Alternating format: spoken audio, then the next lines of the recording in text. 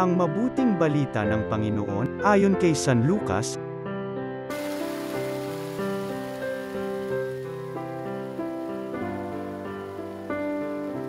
Noong panahong iyon, nagmamadali ang mga pastol na lumakad patungong Bethlehem at nakita nila sina Maria at Jose, at ang sanggol na nakahiga sa sabsaban.